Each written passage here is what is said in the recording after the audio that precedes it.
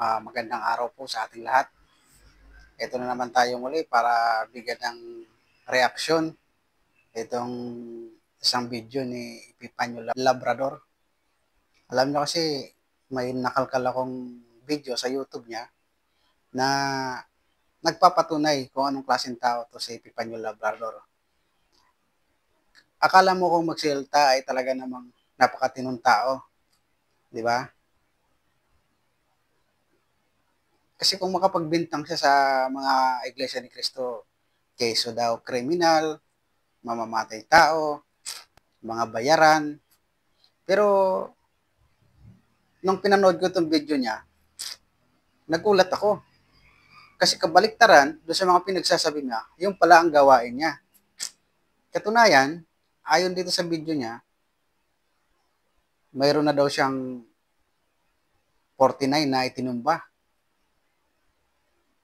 Panoorin niya natin itong video niya para kayo na mismo ang husga ko anong klaseng tao to si Epifanio Labrador. Yung mga pinagsasabi niya sa Iglesia ni Cristo, kabaliktaran. Yung pala talaga ang gawain niya.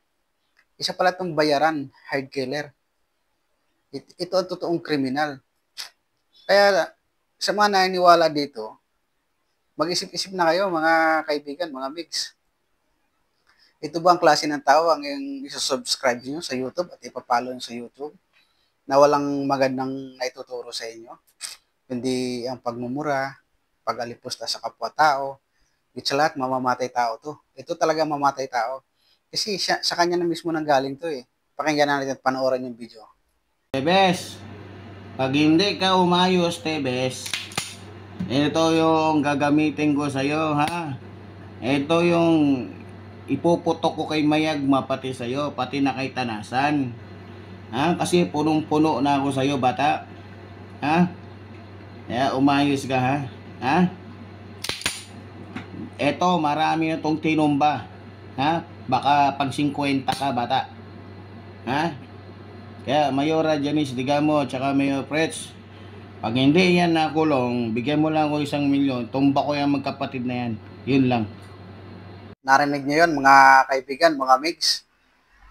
Maliwanag pa sa sikat ng araw sa kanyang sinabi, di ba?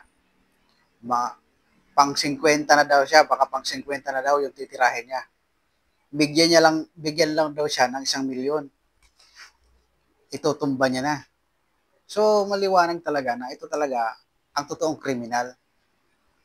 Yung binibintang niya sa mga iglesia ni Cristo na mamamatay tao at mga kriminal, siya talaga ang totoong kriminal. Kasi, ayun mismo, video niya, boses niya yan, sa channel niya mismo nanggaling yan, in-upload yan.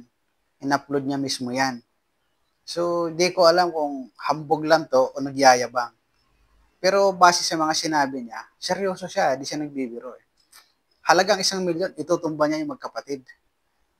So, kayo na bahala dito. Sana ma-call out dito ang mga autoridad, mga pulis, NBI, para matuldo ka ng kasamaan ng taon to.